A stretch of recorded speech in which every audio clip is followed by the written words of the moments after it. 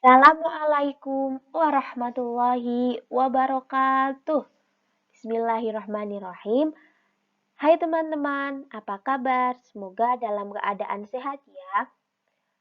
Video kali ini kita akan membahas tentang zakat, infak, dan sedekah. Video kali ini juga dibuat guna memenuhi tugas mata kuliah fikih ibadah kelas B ya, dengan dosen pengampu Bapak Muhammad Nurul Haq LC MBDI. Kita kenalan dulu yuk. Perkenalkan, kami dari kelompok 3 yang beranggotakan. Yang pertama adalah Khairul Rozikin dengan NIM 2619062. Saya sendiri Ana Mustafida dengan NIM 261903. Yang ketiga ada Permadi Pramumita dengan NIM 261966.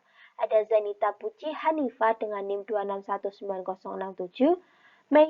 Mayuniati dengan NIM 261968, Syahrul Mubarak dengan NIM 261970, ada Nurmilatul Ulfa dengan NIM 261971, Intan Lestari dengan NIM 261972.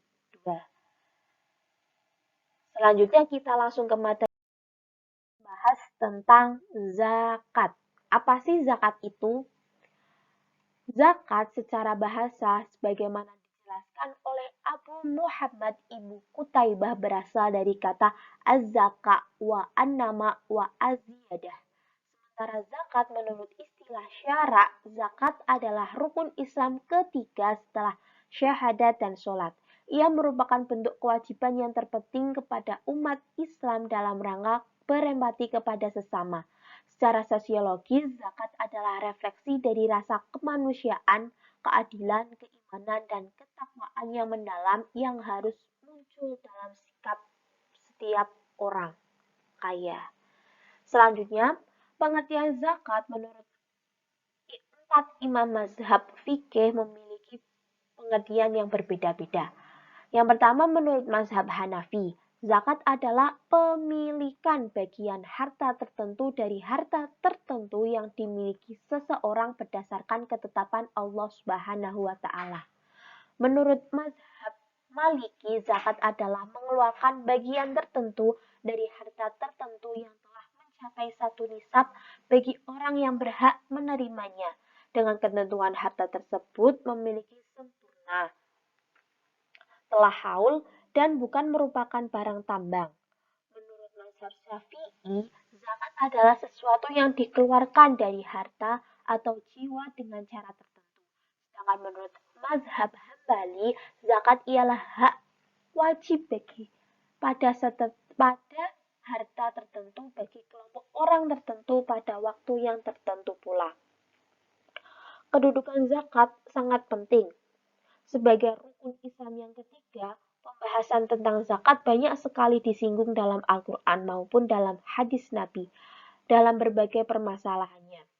Misalkan yang disebutkan dalam Quran surat Al-Baqarah ayat 43 yang memiliki arti dan dirikanlah sholat, tunaikanlah zakat dan rukuklah beserta orang-orang yang ruku. Ayat ini membicarakan tentang zakat sebagai sebuah perintah dan disandingkan dengan kewajiban sholat. Selanjutnya, kita akan membahas tentang syarat syahnya zakat. Syarat syahnya zakat terdiri dari dua, yaitu niat dengan hati dan syarat yang kedua adalah harus diberikan pada yang berhak menerimanya. Siapa sih orang-orang yang berhak menerima zakat itu? Di antara orang-orang tersebut adalah orang fakir. Orang fakir di sini adalah orang yang tidak mempunyai pekerjaan. Yang kedua adalah orang miskin. Ialah orang yang mempunyai pekerjaan namun tidak mencukupi. Yang ketiga adalah orang yang mengurus zakat atau amil zakat. Dan orang yang keempat adalah orang mu'alaf. Ialah orang yang masih disenangkan hatinya pada agama Islam atau orang yang baru masuk agama Islam. Yang kelima, hamba yang sedang menjalani akad cicilan. Yang keenam, orang yang menanggung hutang. Dan yang ketujuh, orang yang sedang menegakkan agama Allah atau orang yang sedang berjihad yang tidak dapat gaji dari pemerintah.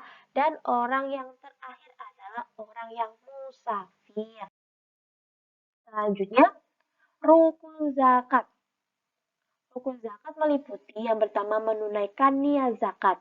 Yang kedua terdapat muzaki atau orang yang berzakat, maksudnya seseorang yang diwajibkan untuk berzakat. Yang ketiga terdapat mustahik atau orang yang menerima zakat.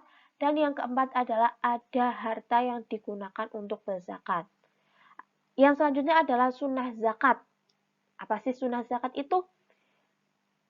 Sunnah zakat adalah diantaranya lebih utama mendahulukan kerabat dekat.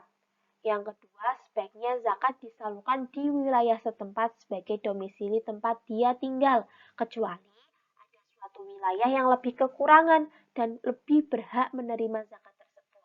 Yang ketiga, sebaiknya zakat diserahkan sendiri secara langsung, tetapi jika tidak mampu, maka boleh disalurkan melalui orang lain yang dipercaya. Yang keempat adalah tetap menghormati dan menghargai penerima zakat.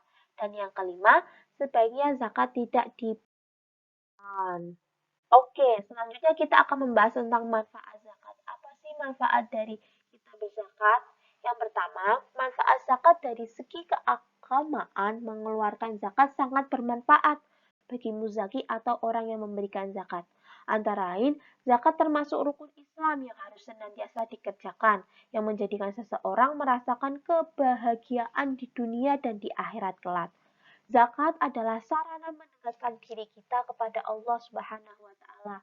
Bagi umat Islam yang membayar zakat akan mendapatkan pahala yang sangat besar. Dengan membayar zakat, Allah pun berjanji akan menghapuskan segala dosa yang dimiliki seseorang. Yang kedua, manfaat zakat dari segi akhlak beragama, manfaat bisa meninggalkan akhlak muzaki sehingga akhlaknya akan semakin bagus pada kemudian hari seiring dengan perjalanan waktu. Selanjutnya, apa sih manfaat selanjutnya? Manfaat zakat yang ketiga dari segi sosial antara lain membantu fakir miskin dalam memenuhi kebutuhannya, memperkuat tali persaudaraan, menghilangkan rasa iri hati dan dengki bersamaan di dada para fakir miskin sehingga terhindar dari bentrokan secara fisik dan menghilangkan segala penyakit hati. Dan dengan zakat pula memperluas peredaran harta dengan membayar zakat. Harta tidak berhenti pada satu titik, tetapi bisa menyebar ke banyak orang dan bermanfaat bagi orang lain. Zakat juga yang keempat, manfaat zakat. Zakat mempunyai manfaat bagi kepentingan hablum minallah dan hablum minanas. Antara lain, membantu mengurangi dan mengangkat dari kesulitan hidup serta penderitaan fakir miskin, membantu memecahkan permasalahan yang dihadapi para mustahik, membina dan merentangkan tali persaudaraan, serta solidaritas sesama umat Islam, menghilangkan sifat bakhil, iri, menciptakan pribadi yang jujur, bersih, toleran, dan setia kawan. Mendidik seseorang untuk disiplin hartanya yang menjadi hak orang lain. Menumbuh kembangkan rasa tanggung jawab terhadap stabilitas kehidupan sosial ekonomi dan pendidikan umat. Selanjutnya kita masuk ke materi kedua yaitu infak. Infak berasal dari kata anfaqoh yang berarti mengeluarkan sesuatu untuk kepentingan sesuatu. Sedangkan menurut terminologi syariat, infak berarti mengeluarkan sebagian dari harta atau mendapat pendapatan atau penghasilan untuk suatu kepentingan yang diperintahkan oleh ajaran Islam. Infak adalah mengeluarkan harta dengan sukarela yang dilakukan seseorang. Allah memberi kebebasan kepada pemiliknya untuk menentukan jenis harta, berapa jumlah yang sebaiknya diserahkan setiap kali ia memperoleh rezeki, sebanyak yang ia kehendakinya. Ada pula pendapat yang mengatakan secara bahasa infak bermakna keterputusan dan kelenyapan. Dari sisi leksikal, infak bermakna mengorbankan harta dan semacamnya dalam hal kebaikan. Dengan demikian, kalau kedua makna ini digabungkan, maka dapat dipahami bahwa harta yang dikorbankan atau didermakan pada kebaikan itulah yang mengalami keterputusan atau lenyap dari kepemilikan orang yang mengorbankannya. Rukun dan syarat infak. Ada 4 rukun syarat infak.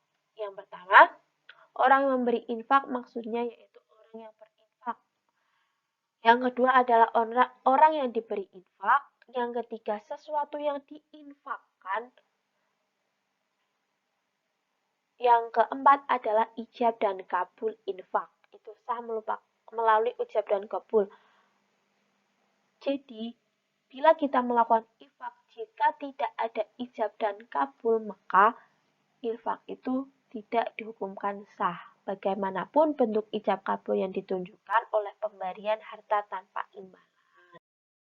Selanjutnya ada manajemen infak. Bagaimana kita harus mengolah infak tersebut. Manajemen pengelolaan dana infak merupakan suatu upaya sistematis untuk menetapkan kinerja standar pada perencanaan untuk merancang sistem umpan balik informasi. Untuk membandingkan kinerja aktual dengan standar yang telah ditentukan untuk menetapkan apakah terjadi suatu penyimpangan dan mengukur signifikasi penyimpangan tersebut untuk mengambil tindakan perbaikan yang diperlakukan untuk menjamin bahwa semua sumber daya telah digunakan seefektif dan seefisien mungkin guna mencapai tujuan. Syariat telah memberikan panduan kepada kita dalam berinfak agar menginfakkan harta yang kita miliki, menginfakkan menurut kemampuannya, harta yang dibelanjakan hendaknya harta yang baik, tidak berlebihan dan tidak pula kikir. Jangan boros dalam menghambur-hamburkannya.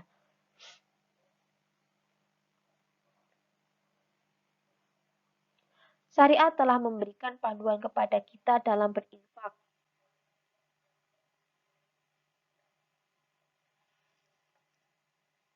Jadi kita dapat melakukan infak dengan benar dan tepat. Ya, kita ke materi yang terakhir atau materi yang ketiga yaitu sodakoh. Sodakoh secara bahasa berasal dari kata sodako, yashduku sodakotan yang berarti pembenaran. Secara istilah adalah mengeluarkan harta di jalan Allah sebagai pembenaran terhadap ajaran-ajaran Allah. Sodakoh sendiri berasal dari kata sidqun yang berarti benar dalam hubungannya dengan antara perkataan, keyakinan, dan perbuatan. Zakat juga disebut sodakoh karena salah satu tujuan dari zakat adalah mendekatkan diri pada Allah sebagai implementasi dari keyakinan terhadap Tuhan. Dengan demikian, zakat merupakan sodakoh wajib yang diwajibkan bagi orang muslim yang mempunyai harta 1 nisab. Dalil sodakoh sendiri terdapat dalam Quran surat Soba ayat 39 yang memiliki arti katakanlah sesungguhnya Tuhanku melapangkan rezeki bagi siapa yang dikehendakinya di antara hamba-hambanya dan menyempitkan bagi siapa yang dikehendakinya dan barang apa yang kamu nafkahkan maka Allah akan menggantinya dan dialah pemberi rezeki yang sebaik-baiknya. Kita lanjut ke ketentuan apa saja sih dalam sodakoh itu. Yang pertama adalah rukun sodakoh adalah sebagai berikut.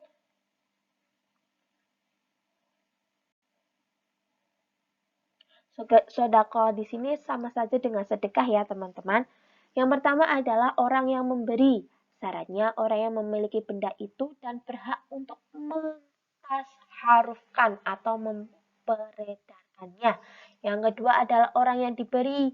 Syaratnya berhak memiliki, dengan demikian tidak syah bila memberi kepada anak yang masih dalam kandungan ibunya atau memberi kepada binatang, karena keduanya tidak berhak memiliki sesuatu.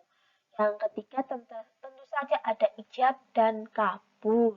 Ijab sendiri adalah pernyataan memberikan dari orang yang memberi.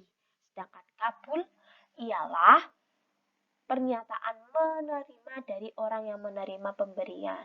Dan yang keempat adalah barang yang diberikan syaratnya barang yang dapat dijual.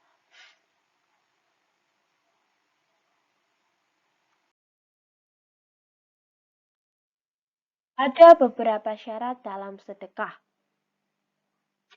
Di antaranya, bersedekah haruslah kita dengan niat ikhlas.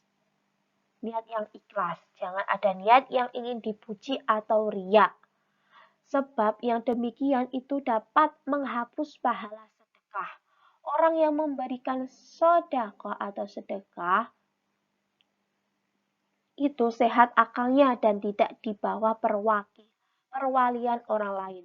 Dia orang gila, anak-anak, dan orang yang kurang sehat jiwanya tidak sah sedekah dan hadiahnya. Penerima haruslah orang yang benar-benar memerlukan karena keadaannya yang terlantar. Penerima sedekah atau hadiah haruslah orang yang berhak memiliki. Jadi sedekah atau hadiah kepada anak yang masih dalam kandungan hukumnya tidak sah ya teman-teman. Barang yang disedekahkan akan dihadiahkan harus bermanfaat bagi.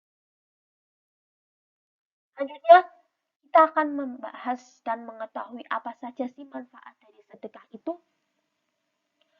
Melindungi dari bencana sebagai para ulama salaf berpendapat bahwa sedekah bisa menolak bencana dari musibah-musibah, menjadikan harta berkah dan berkembang, melapangkan jalan ke surga. Sedekah juga dapat menyembuhkan penyakit, sedekah dapat menunda kematian dan memanjangkan umur.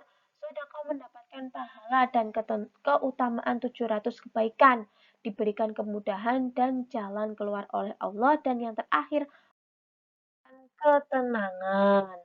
Terima kasih teman-teman. Semoga video kali ini dapat bermanfaat bagi kita semua dan dapat menambah pengetahuan kita tentang hasanah Islam. Mohon maaf bila ada tutur kata maupun penyampaian materi yang kurang sesuai. Terima kasih. Wassalamualaikum warahmatullahi wabarakatuh.